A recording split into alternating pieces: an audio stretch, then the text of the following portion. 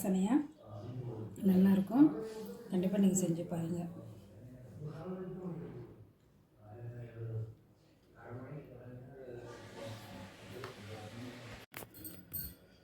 Hi friends, எல்லோரும் எப்படி இருக்கீங்க? நல்லா இருக்கீங்களா? இன்றைக்கி நம்ம என்ன போகிறோம் டிப்ஸ்னால், இன்றைக்கி பருப்பு பொடி செய்ய போகிறோம். ஈஸியாக நம்ம வீட்டில் சாதம் இருந்துச்சு, என்ன பண்ணுறது, நம்ம பருப்பு பொடி கொஞ்சம் நல்லெண்ணெய் ஊற்றி சாப்பிட்டா ரொம்ப டேஸ்ட்டாக இருக்கும். இன்றைக்கி அதை எப்படி நம்ம பண்ண போகிறோன்னு பார்க்கலாம். வீட்டுக்குள்ளே போகலாம். இப்போ நம்ம நல்ல ஒரு அலுமினிய வடை சட்டி வச்சுருக்கோம். ஒருத்தர் இரும்பு சட்டி வைப்பாங்க, நல்லா வடை சட்டி வச்சுருக்கேன். இதை நம்ம பற்ற வச்சிடலாம்.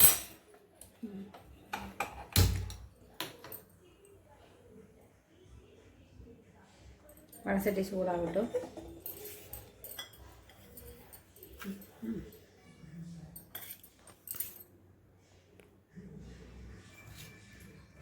சரி, இப்போ நம்ம இதை என்ன பண்ண போகிறோம்னா, பெருங்காயம், கட்டி பெருங்காயம், தூள் பெருங்காயம் இருக்குது.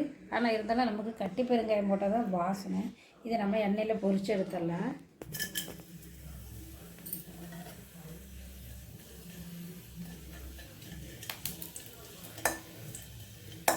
நல்லா பொரிஞ்சிச்சு பாருங்கள். இது பொரிச்சு நமக்கு மிக்சியில் போட்டு பொடிக்கிறதுக்கு நல்லாயிருக்கும். அப்போ அதே மாதிரி நம்ம இந்த கட்டி பெருங்காயம் எடுத்துட்டோன்னா நல்லா கவரை போட்டு மூடி வச்சுருங்க. இல்லைன்னா அது கட்டி பெருங்காயம் இன்னும் ஜவ்வு மாதிரி பபுளுக்கு மாதிரி இழுத்துட்டே போகும். நல்லா வறுத்துட்டேன். இப்போ நம்ம இதில் பருப்பு பொடி, நல்லா பருப்பு ஐட்டம் தானே, அப்போ அதனால் நம்ம இன்னும் கொஞ்சம் பூண்டும் போட்டுக்கலாம். கொஞ்சமாக போட்டால் போதும். இது மட்டும் எண்ணெயில் அப்படியே கொஞ்சம் நம்ம கொஞ்சம் கொஞ்சமாக பொடிச்சு, ரொம்ப நிறைய போட்டு பொடிச்சு வைக்க வேண்டியதில்லை. வேணுங்கிற அளவுக்கு நம்ம வீட்டில் யூஸ் பண்ணி இது கொஞ்சமாக நான் பூண்டு போட்டிருக்கேன். அதனால் கொஞ்சமாக எண்ணெய் ஊற்றிருக்கேன். ஏன்னா பருப்பெல்லாம் நம்ம எண்ணெய் இல்லாமல் வைக்கல. இது பூண்டு வதங்குறதுக்கு மட்டும் லைட்டாக நல்லெண்ணெய் ஊற்றிருக்கேன். இது நல்லா வதங்கிடட்டும். பூண்டு நல்லா வதங்கிருச்சு. இந்த மாதிரி மெரூன் கலரானுக்கு வதங்கிடுச்சு. இதை நம்ம தனியாக எடுத்து வச்சிடலாம்.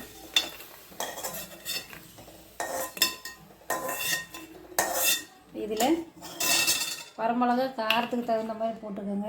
நிறைய போட்டாலும் ரொம்ப காரம்னாலும் சாப்பிட முடியாது. அதனால் நான் ஒரு 9 மிளகா எடுத்துக்கேன். 10 மிளகா போடலாம். நம்ம ஊரில் காரம் அதிகம் சேர்க்க மாட்டாங்க. அதனால் 9 மிளகா எடுத்துருக்கேன். இது வதக்கி எடுத்துடலாம்.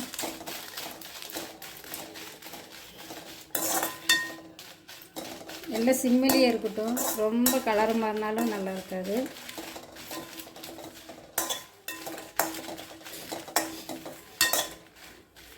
பூண்டு வாசனை தான் நல்லா. இப்போ இது நல்லா இதாகிடுச்சு. புஷ்ஷுன்னு உப்பிரிச்சு விடணும். இது எண்ணெய் இல்லாமல் தான் வறுக்கணும். நான் பூண்டு வதக்கினால அதிலே போட்டேன். ஏன்னா நம்ம வைக்கணும் இல்லையா, அப்புறம் ஒரு மாதிரி வச்சுட்டேன்னா எண்ணெய் போட்டோம்ல நம்ம வாசம் அடிக்கும். இப்போ இது மிளகா வறுத்துட்டேன். இதில் பருப்பு அந்த கப்புக்கு 3/4 கப்பு பருப்பு வச்சுருக்கேன். இதை வறுத்துக்கலாம். துவரம் பருப்பு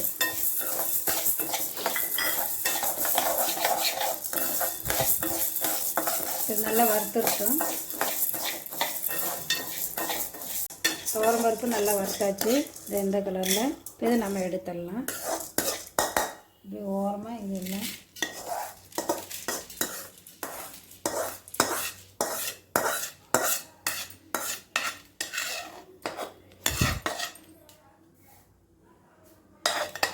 வடைச்சட்டி காலையில் சுட்டதுக்கு என்ன பண்ணணும், கடலைப்பருப்பு, துவரம் பருப்பு வறுத்தாச்சு. இப்போ கடலைப்பருப்பு வறுக்கிறேன். மொத்தத்தில் 10 பொருள் எல்லாம் சேர்ந்து பருப்பு கிடைக்கும். இப்போது 3-4 வறுத்து வச்சாச்சு. 4 பொருள். இப்போ இதுலேயே நம்ம வேணால் பாசி பருப்பும் போட்டுக்கலாம். பாசி பருப்பு ஒரு 3/4 கப்பு. பாசி பருப்பு வேறு என்ன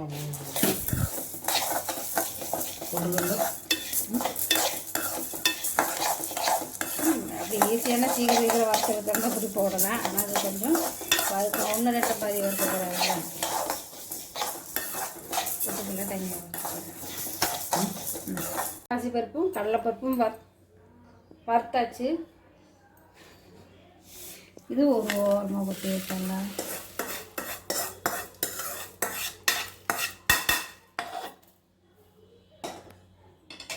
அப்புறம் பொட்டுக்கடலை. அதையும் அதிலே போட்டு வச்சுருக்கேன். இது மாவு ஐட்டம்ப்பா. இதுவும் லைட்டாக ஒரு சூடாகட்டும். அது இதே மாதிரி வறுத்து எடுத்துக்கலாம்.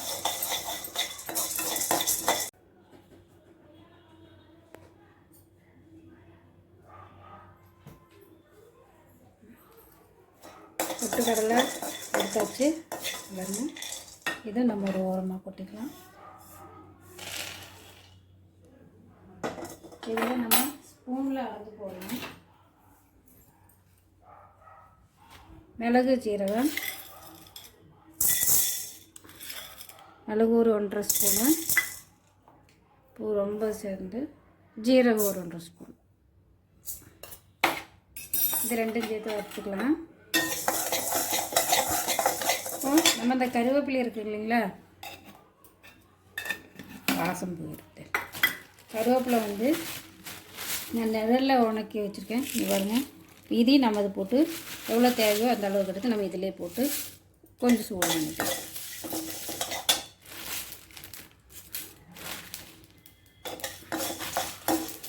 அது நல்ல வாசனையாக இருக்கும். கொஞ்சம்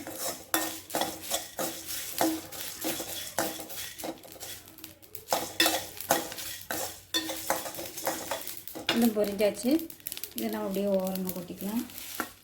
அப்புறம் உப்பு நமக்கு எப்பவுமே தண்ணி ஆகுறதில்ல, அதனால் கொஞ்சம் உப்பு நம்ம பார்த்துட்டு கொஞ்சம் வறுத்து போட்டுக்கலாம்.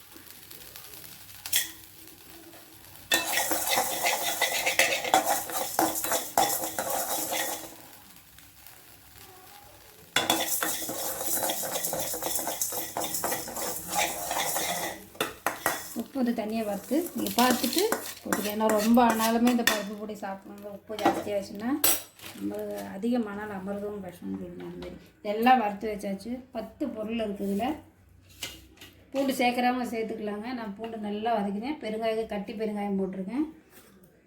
இதெல்லாம் வதக்கிது கொஞ்சம் ஆறுனதுக்கப்புறம் நம்ம பொடி பண்ணிக்கலாம். நம்ம நல்லா பொடி பண்ணிட்டோம் பாருங்கள். பூண்டு நல்லா நம்ம வறுத்தனால நல்ல பொடி ஈரத்தன்மை இல்லாமல் நல்லா வந்துருச்சு. இது நம்ம சாதத்தில்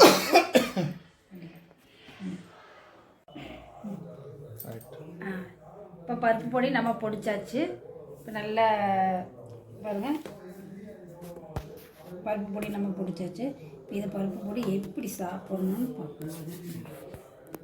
இப்படி கொஞ்சமாக எடுத்து நல்ல சுடு சாதத்தில் எடுத்து பொடி இப்படி போட்டு நெய் ஊற்றுறாங்க. நெய் போடலாம், இல்லைன்னா நல்லெண்ணெய் தாங்க நல்லா டேஸ்ட்டாக இருக்கும். இது நல்லெண்ணெய் ஊற்றி நல்லா பிசைஞ்சு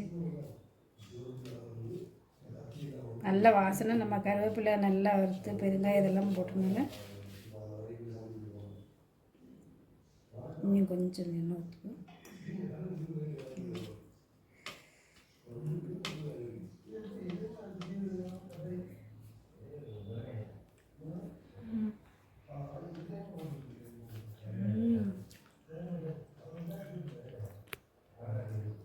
நல்லா டேஸ்ட்டுங்க, நல்லா சுவையாக இருக்குது.